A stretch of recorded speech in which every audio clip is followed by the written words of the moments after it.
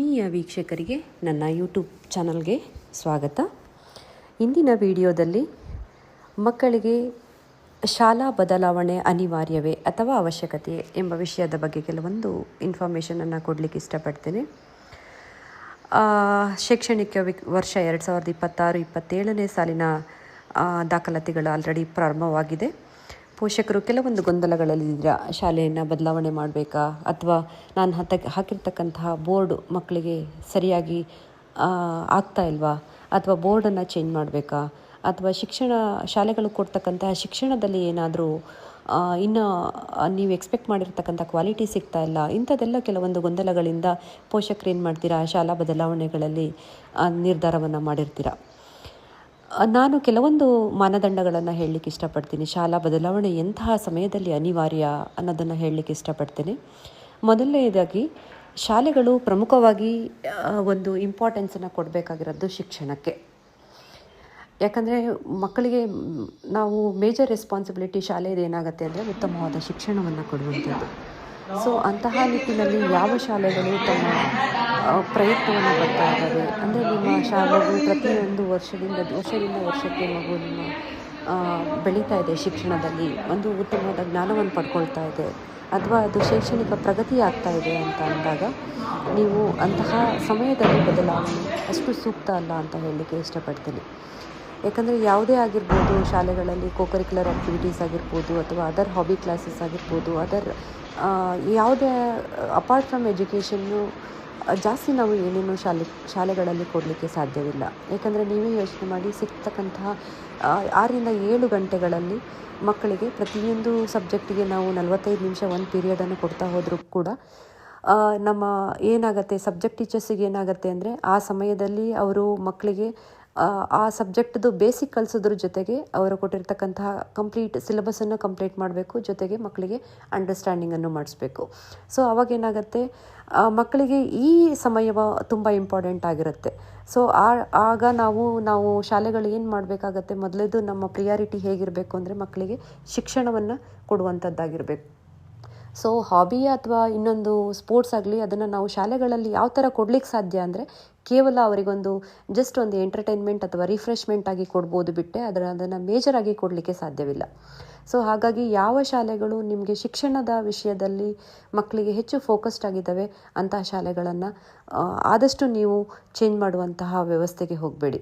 ಇನ್ನೊಂದು ಕರಿಕ್ಯುಲಮ್, ನೀವು ಆಯ್ಕೆ ಮಾಡ್ಕೊಂಡಂತಹ ಕರಿಕ್ಯುಲಮ್, ಫಾರ್ ಎಕ್ಸಾಂಪಲ್ ನಿಮಗೆ ಇವಾಗ ನಾನು ಮಾತಾಡ್ತಾ ಇರೋದು ಶಿವಮೊಗ್ಗದಿಂದ ಇರೋದ್ರಿಂದ, ನಮ್ಮ ಶಿವಮೊಗ್ಗದಲ್ಲಿ ಹೇಗಿದೆ ಅಂದರೆ ಇವಾಗ CBSE ಇದೆ, ಸ್ಟೇಟ್ ಬೋರ್ಡ್ ಇದೆ, ICSE ಇದೆ. ಸೊ ಇದರಲ್ಲಿ ನಿಮ್ಮ ಮಗು ಯಾವ ಕರಿಕ್ಯುಲಮಲ್ಲಿ ಓದ್ತಾ ಇದೆ, ಸೊ ಆ ಕರಿಕ್ಯುಲಮ್ ಓದೋದ್ರಿಂದ ಮಕ್ಕಳಿಗೆ ಏನೆಲ್ಲ ಬೆನಿಫಿಟ್ ಇದೆ, ಆ ಮಗು ಆ ಕರಿಕ್ಯುಲಮನ್ನು ತಗೊಳ್ತಾ ಇದೆಯೋ ಇಲ್ವೋ, ಇವುಗಳನ್ನೆಲ್ಲ ಸ್ವಲ್ಪ ಯೋಚನೆ ಮಾಡಿ. ಅಂದರೆ ಇವಾಗ ಮಗು CBSE ಓದ್ತಾ ಇದೆ ಅಂದರೆ ಆ ಮಗುಗೆ ಆ CBSEಯಿಂದ ಮುಂದೆ ನೀವೇನು ಅಂದ್ಕೊಂಡಿರ್ತೀರ, ನನ್ನ ಮಗುಗೆ ಇಂಥದ್ದನ್ನು ಮಾಡಿಸ್ಬೇಕು, ನನ್ನ ಮಗು ಒಂದು ಟೀಚಿಂಗ್ ಪ್ರೊಫೆಷನ್ಗೆ ಹೋಗಬೇಕು, ಅಥವಾ ಒಂದು ಪ್ರೊಫೆಸರ್ ಆಗಬೇಕು, ಅಥವಾ ಒಂದು ಅಡ್ವೊಕೇಟ್ ಆಗಬೇಕು, ಅಥವಾ ಒಂದು ಡಾಕ್ಟರ್ ಆಗಬೇಕು, ಅಥವಾ ಒಂದು ಇಂಜಿನಿಯರ್ ಆಗಬೇಕು, ಈ ಥರ ಏನು ನಿಮ್ಮ ಡಿಸೈರ್ಸ್ ಇದೆ ಅದಕ್ಕೆ ಪೂರಕವಾಗಿ ಈ ಕರಿಕ್ಯುಲಮ್ ಇದೆಯಾ ಅದನ್ನು ಫಸ್ಟು ಯೋಚನೆ ಮಾಡಿ. ಸೊ ಇದು ಒಂದು ಮಾನದಂಡ. ಇನ್ನೊಂದು, ನೀವು ಬೇರೆ ಕರಿಕ್ಯುಲಮಲ್ಲಿ ಓದ್ತಾ ಇದೆ ಅಂದಾಗ, ಅಥವಾ ಲೈಕ್ ICSE ಕರಿಕ್ಯುಲಮಲ್ಲಿ ಓದ್ತಾ ಇದೆ, ಮಗುಗೆ ಅಡ್ಜಸ್ಟ್ ಆಗಿದೆ, ಮಗುಗೆ ಏನು ನಾಲೆಡ್ಜ್ ಇದೆ ಅದು ಡೇ ಬೈ ಡೇ ಇಂಪ್ರೂವ್ ಆಗ್ತಾ ಇದೆ, ಅದು ಮಗುಗೆ ಒಂದು ಬೆಳವಣಿಗೆಗೆ ಸಹಾಯ ಆಗ್ತಾ ಇದೆ, ಈ ಥರದ್ದೆಲ್ಲ ಇದ್ದಾಗ ಅಂಥ ಸಮಯದಲ್ಲಿ ನೀವು ಕರಿಕ್ಯುಲಮನ್ನು ಚೇಂಜ್ ಮಾಡುವಂತಹ ಗೋಜಿಗೆ ಹೋಗಬೇಡಿ. ಏಕೆಂದರೆ ಕರಿಕ್ಯುಲಮ್ ಏನಾಗುತ್ತೆ ಅಂದರೆ ಒಂದು ಕರಿಕ್ಯುಲಮಿಂದ ಇನ್ನೊಂದು ಕರಿಕ್ಯುಲಮ್ಗೆ ಸ್ವಿಚ್ ಆದಾಗ ಮಗು ಈಗ CBSE ಓದ್ತಾ ಇರುತ್ತೆ, ಆಲ್ ಆಫ್ ಎ ಸಡನ್ ICSEಗೆ ಬಂದಾಗ, ಅಥವಾ ಸ್ಟೇಟ್ ಬೋರ್ಡಿಗೆ ಹೋದಾಗ, ಅಥವಾ ICSEಯಿಂದ ಬೇರೆ ಕರಿಕ್ಯುಲಮ್ಗೆ ಹೋದಾಗ ಮಗುಗೆ ಆ ಕರಿಕ್ಯುಲಮ್ಗೆ ಅಡ್ಜಸ್ಟ್ ಆಗೋದು ತುಂಬ ಸಮಯ ಬೇಕಾಗುತ್ತೆ. ನಾವೇನು ಮಾಡ್ಕೊಳ್ತೀವಿ, ಪೋಷಕರು ಇದನ್ನು ಅಷ್ಟು ಡೆಪ್ತಾಗಿ ಯೋಚನೆ ಮಾಡಲ್ಲ, ಬಟ್ ಆ ಸಿಚುವೇಶನ್ಗೆ ನಾವು ರಿಯಾಕ್ಟ್ ಮಾಡ್ತೀವಿ. ಸೊ ಹಾಗಾಗಿ ಅಂತಹ ನಿರ್ಧಾರಗಳು ಬೇಡ ಅಂತ ಅಂದ್ಕೊಳ್ತೀನಿ. ಇನ್ನೊಂದು ಏನಾಗುತ್ತೆ ಅಂದರೆ, ಶಾಲೆಗಳನ್ನು ಪದೇ ಚೇಂಜ್ ಮಾಡೋದ್ರಿಂದ ಏನಾಗುತ್ತೆ ಅಂದರೆ, ಈಗ ಮಗು ಮುಂದೆ ಹೈಯರ್ ಕ್ಲಾಸಿಗೆ ಹೋದಾಗ, ಅಥವಾ ಹೈಯರ್ ಸ್ಟಡೀಸಿಗೆ ಹೋದಾಗ, ಅಥವಾ ಜಾಬಿಗೆ ಹೋದಾಗ ಅದಕ್ಕೆ ಕೆಲವೊಂದು ಡಾಕ್ಯುಮೆಂಟ್ಸನ್ನು ನಾವು ಪ್ರೊಡ್ಯೂಸ್ ಮಾಡಬೇಕಾಗತ್ತೆ. ಸೊ ನಾವು ಇವಾಗ ನಾವು ಪೋಷಕರು ಹೇಗಿರ್ತೀವಿ ಅಂದರೆ, ನಮ್ಮದೊಂದು ಬ್ಯುಸಿ ಸ್ಕೆಡ್ಯೂಲ್ ಇರುತ್ತೆ, ಅಥವಾ ನಮಗೆ ಅಷ್ಟು ಸಮಯ ಇರಲ್ಲ. ಅಂದರೆ ಹಲವಾರು ಶಾಲೆಗಳನ್ನು ಅಲ್ದಾಡಿ ಅದನ್ನೆಲ್ಲ ತೆಗೆದುಕೊಂಡು ಬರುವಂತಹ ಒಂದು ಸಮಯ ಇರಲ್ಲ. ಆ್ಯಂಡ್ ಜೊತೆಗೆ ಕೆಲವೊಂದು ಕರೆಕ್ಷನ್ಸ್ ಇರುತ್ತೆ. ನಾವೇನೇ ಅಚ್ಚುಕಟ್ಟಾಗಿ ಮಾಡ್ತೀವಿ ಅಂದಾಗ ಯಾವುದೋ ಒಂದು ಸಣ್ಣ ಪುಟ್ಟ ಕರೆಕ್ಷನ್ಸ್ ಇರುತ್ತೆ. ನಾವು ಅವಾಗ ಹಲವಾರು ಶಾಲೆಗಳನ್ನು ವಿಸಿಟ್ ಮಾಡಿ ಟೈಮಲ್ಲಿ ಆ ಥರದ್ದೆಲ್ಲ ಸಮಸ್ಯೆಗಳು ಬರುತ್ತೆ. ಹಾಗಾಗಿ ಆದಷ್ಟು ಮಗು ಒಂದೇ ಶಾಲೆಯಲ್ಲಿ ಓದೋದ್ರಿಂದ ನಿಮಗೇನಾಗ್ತಾ ಇರುತ್ತೆ ಅಂದರೆ ಮಗು ಮಾನಸಿಕವಾಗಿ ಮತ್ತು ಶೈಕ್ಷಣಿಕವಾಗಿ ಎರಡರಲ್ಲೂ ಕೂಡ ಆ ಶಾಲೆಗೆ ಅಥವಾ ಆ ವಾತಾವರಣಕ್ಕೆ, ಆ ಶಿಕ್ಷಕರಿಗೆ, ಪರಿಸರಕ್ಕೆ ಹೊಂದ್ಕೊಂಡಿರುತ್ತೆ. ಸೊ ಅಂತಹ ಸಮಯದಲ್ಲಿ ಕೆಲವೊಂದು ಆಗ್ಬೋದು. ಇವಾಗ ಒಂದು ವರ್ಷ ಏನೋ ಟೀಚರ್ ಚೇಂಜ್ ಆದರೂ ಸ್ವಲ್ಪ ಏನೋ ಕ್ವಾಲಿಟಿಯಲ್ಲಿ ಪ್ರಾಬ್ಲಮ್ ಆಯಿತು, ಅಥವಾ ಇನ್ನೊಂದು ನೀವು ಎಕ್ಸ್ಪೆಕ್ಟೇಷನ್ ಮಾಡಿದ್ದು ಸಿಗಲಿಲ್ಲ ಅಂದಾಗ ನೀವು ಆದಷ್ಟು ಆ ಶಾಲೆಯ ಮ್ಯಾನೇಜ್ಮೆಂಟ್ ಜೊತೆಗೆ ಮಾತಾಡಿ ಅಲ್ಲಿ ಏನು ನಿಮಗೆ ಪೂರಕವಾಗಿ ಬೇಕು ಅನ್ನೋದನ್ನು, ಅವರಿಗೆ ಎಕ್ಸ್ಪೆಕ್ಟೇಷನ್ಸ್ ಇದೆ ಅನ್ನೋದನ್ನು ಕೂಲಂಕುಷವಾಗಿ ಡಿಸ್ಕಸ್ ಮಾಡಿ.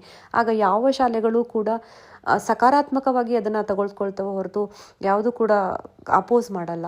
ಸೊ ಹಾಗಾಗಿ ಅಂಥ ಸಮಯದಲ್ಲಿ ನೀವು ಅಂತಹ ಸಣ್ಣ ಸಣ್ಣ ಪ್ರಯತ್ನಗಳನ್ನು ಮಾಡಬೇಕು. ಲೈಕ್ ಅದನ್ನು ಚೇಂಜ್ ಮಾಡುವಂಥ ಪ್ರಯತ್ನಗಳನ್ನು ಮಾಡಬೇಕು, ಬಿಟ್ಟರೆ ಶಾಲೆಯನ್ನೇ ಚೇಂಜ್ ಮಾಡಬೇಕು ಅಥವಾ ಕರಿಕ್ಯುಲಮನ್ನೇ ಚೇಂಜ್ ಮಾಡಬೇಕು ಅನ್ನೋವಂತಹ ಒಂದು ನಿರ್ಧಾರಕ್ಕೆ ಬರಬೇಡಿ. ಯಾಕಂದರೆ ನಾನು ನೋಡಿರೋವಂಥ ನನ್ನ ಎಜುಕೇಷನ್ ಜರ್ನಿಯಲ್ಲಿ ನೋಡಿರುವಂತಹ ಸಿಚುವೇಶನ್ ಹೇಗಿದೆ ಅಂದರೆ, ಮಕ್ಕಳು ಮೇಜರಾಗಿ ಟೀಚರ್ ಜೊತೆಗೆ ಒಂದು ಕಮ್ಯುನಿಕೇಷನ್ ಆಗಲಿ, ಒಂದು ಬಾಂಡಿಂಗ್ ಆಗಲಿ ಇಟ್ಕೊಂಡಿರ್ತಾರೆ. ಯಾವಾಗ ಮಗು ಆ ವಾತಾವರಣಕ್ಕೆ ಮಾನಸಿಕವಾಗಿ ಅದು ಹೊಂದ್ಕೊಳ್ತು ಅಂದಾಗ ಆ ಮಗುವನ್ನು ಶಿಕ್ಷಣದಲ್ಲಿ ಮುಂದೆ ತರುವುದು ತುಂಬ ಈಸಿ. ಯಾಕಂದರೆ ಯಾವಾಗಲೂ ಎಮೋಷ್ನಲಿ ಮಗು ಕನೆಕ್ಟ್ ಆಗಬೇಕು. ಪೇರೆಂಟ್ಸ್ ಜೊತೆಗಾಗಲಿ ಅಥವಾ ಶಾಲೆ ಜೊತೆಗಾಗಲಿ ಅಥವಾ ಟೀಚರ್ ಜೊತೆಗಾಗಲಿ ಮಗು ಎಮೋಷ್ನಲಿ ಕನೆಕ್ಟ್ ಆಯಿತು ಅಂದರೆ ನಾವು ಎಷ್ಟು ಪ್ರೀತಿಯಿಂದನಾದರೂ ಆ ಮಗುನ ತಿದ್ಬೋದು.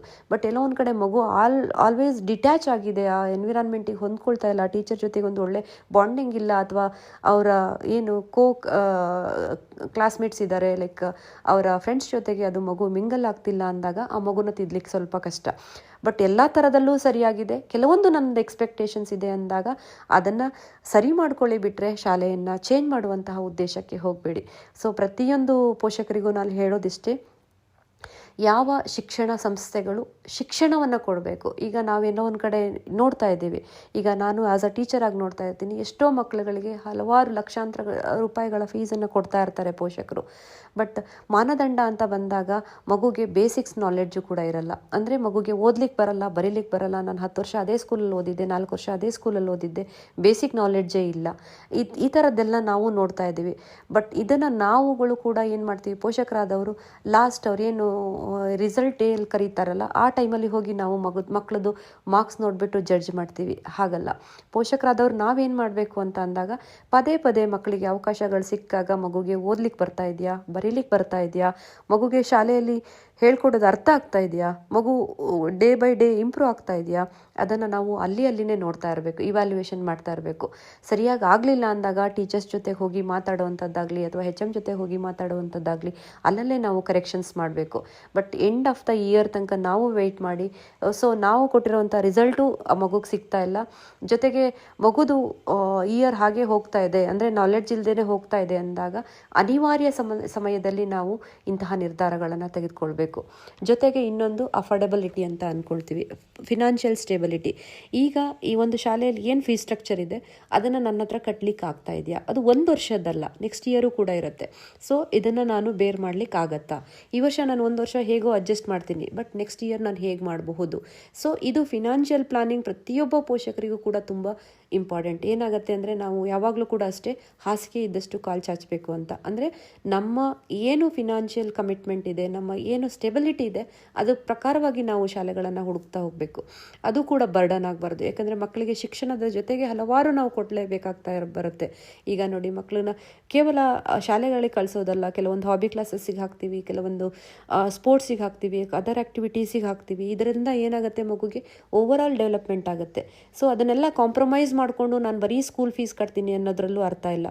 ದಯವಿಟ್ಟು ನಿಮ್ಮ ಫಿನಾನ್ಷಿಯಲ್ ಪ್ಲಾನಿಂಗ್ ಹೇಗಿದೆ, ನಿಮ್ಮ ಬಜೆಟಲ್ಲಿ ಆ ಶಾಲೆ ಬರ್ತಾ ಇದೆಯಾ, ಇದನ್ನೆಲ್ಲ ನೋಡ್ಕೊಳ್ಳಿ. ಸೊ ಈ ಎಲ್ಲ ಕ್ರೈಟೀರಿಯಾಸ್ ಇಟ್ಕೊಂಡು ಮಗು ಚೆನ್ನಾಗಿ ಹೋಗ್ತಾ ಇದೆ ಅಥವಾ ಮಗುಗೆ ಸರಿಯಾಗಿ ಆಗ್ತಾ ಇದೆ, ಈವನ್ ನಾನು ಕೇಳ್ತಾ ಇರೋಂತಹ ಕ್ವಾಲಿಟಿಯನ್ನು ಶಾಲೆಗಳು ಕೊಡ್ತಾ ಇದೆ ಅಂದಾಗ ದಯವಿಟ್ಟು ಮಧ್ಯದಲ್ಲಿ ನಿಮ್ಮ ಯಾವುದೋ ಒಂದು ಮಿಸ್ಅಂಡರ್ಸ್ಟ್ಯಾಂಡಿಂಗು ಅಥವಾ ಯಾವುದೋ ಒಂದು ಇನ್ಕನ್ವೀನಿಯನ್ಸಿಂದ ಶಾಲೆಗಳನ್ನು ಚೇಂಜ್ ಮಾಡುವಂತಹ ನಿರ್ಧಾರಕ್ಕೆ ಬರಬೇಡಿ. ಆದಷ್ಟು ಮಕ್ಕಳು ಒಂದು ಪೂರಕವಾದ ವಾತಾವರಣದಲ್ಲಿ ಬೆಳೀಲಿ ಅಂತ ಹೇಳಲಿಕ್ಕೆ ಇಷ್ಟಪಡ್ತೀನಿ. ಧನ್ಯವಾದಗಳು.